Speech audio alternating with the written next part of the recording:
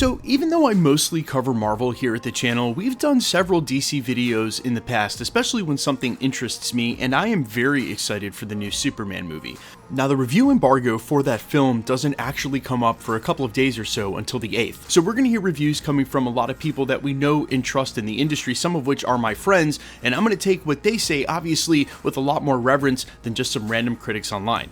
However, there was one absolutely scathing report posted and then deleted, well again because the embargo isn't up on reviews, that seems to completely excoriate not only Superman, but the entire superhero genre as a whole. Now that article has been deleted because it broke the embargo, but the internet never forgets, and we have the exact wording and article for you here. We're going to go through it and then talk about whether or not you can actually put any stock in what this critic is saying because of things he's actually said in the past. We're breaking it all down, but first, if you could grab the subscribe button. Thanks to everyone who's been subscribing lately and help grow the channel again at a breakneck pace. And if you haven't already, or this is your first time watching us, I would just kindly invite you to hit the sub button. It's the #1 thing you can do to support us as a channel, plus it'll enter you for the PS5 giveaways. If you want, stick around at the end of the video, we get into all the giveaway stuff again there. Okay, so this article was posted days ago by the Daily Beast, but then promptly deleted after it had been posted because the embargo wasn't up yet. It's unclear whether or not they were just confused about when the embargo date was, or they wanted to make a splash by throwing out their review, leaving it up for a little while and taking it down,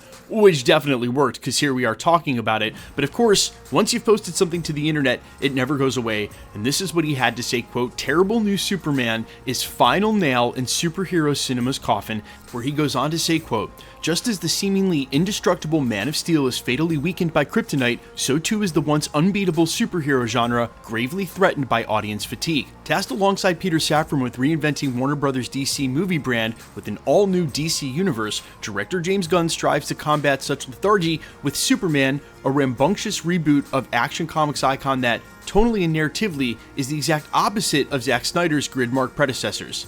It's a big swing in a polar opposite direction, one that, alas, turns out to be a big whiff, resulting in a would-be franchise restarter that resembles a Saturday morning cartoon come to overstuffed helter-skelter life. Now the review doesn't end there, and we're going to go on, but real quick reaction to what he's saying there. You lose me real fast when you start talking for the audience. You don't actually get to do that. You're just one critic. Your opinion is your own, but you don't get to say that, well, the audience is suffering from superhero fatigue. And every single time I hear those two words butted up against each other, I love to remind people that comics have been around going on very near 100 years. That's not hyperbole. Action Comics #1 with Superman on the cover was 1938. It's 2025. If superhero fatigue was a real thing, we wouldn't be watching a brand new Superman movie almost 100 years after the character was introduced, and rather, I feel very comfortable in saying that, in my opinion, superheroes are the modern American myth. And if you look at just the breadth of volumes that goes into the two powerhouses, DC and Marvel, there's way too much source material that they will never stop reinventing this IP, even when it bounces back to popular domain, because of the pure amount of popular culture cachet it still carries with a wide segment of not only the US population, but the world population as a whole. Oh, but we're not done. Let's go on. He continues by saying, quote, "Superman's hero is no brooding Snyderian Christ figure. Rather, he's a sweet, sincere do-gooder who uses the word dude, takes time out of fighting behemoths to save squirrels from harm, and believes that viewing everyone as beautiful is punk rock." The same goes for Gunn's film. He then spends the next 3 or 4 paragraphs, in my opinion, during this article, completely spoiling the film, just basically narrating all the events, talking about all the twists, and then when he returns to bashing on the film, he says that Gunn's wannabe blockbuster eventually resorts to setting up, quote, "future franchise installments via quick hit appearances," and then spoils literally one huge cameo. That's not to mention by highlighting, quote, "second banana figures like Mr. Terrific at the expense of fully establishing the altruistic heart of the protagonist, whose path towards self-actualization is almost an afterthought." Quote, "Looking ahead rather than focusing on the here and now, this attempt at reimagining DC's movie series ultimately proves to be more of the same old interconnected universe bedlam that, at this point, is perilously close to going out of fashion." Okay, I've got so much to say about this. Look, obviously facing down negative reviews before a movie comes out has been part and parcel for a lot of the Marvel fandom for the last couple of years, so this does not feel like a different exercise at all. In fact, we had a year and a half of it leading up to Captain America Brave New World, where it felt like we were getting one literally every 4 to 6 months. Some source would hit Reddit, say that they just saw a new test screening and that the movie was a mess. Every single one of those that we covered is exactly the same as this one here. It's literally just one person's opinion. I've been to some of these test screenings, and I'm not talking about the red carpet premieres I've been to, I'm talking about the actual test screenings beforehand, and every time I've been to one, say Black Panther, Wakanda Forever, or with Doctor Strange in the Multiverse of Madness, there were like 10 or 15 people in the room total, and you never know how these people feel about the superhero genre, or Marvel Studios, or the franchise. And in this case, very clearly reading between the lines, to me, in my opinion, it felt like this is a Snyder fanboy who doesn't like the new take on Superman being a goofy do-gooder, instead of the Christ-like figure that Snyder presented in his take on the character. And look, I love Zack Snyder. I do. I've said that at the channel a million times. I loved his cut of the Justice League. I really wish we had gotten to see that all play out further. There were obviously mitigating circumstances, etc.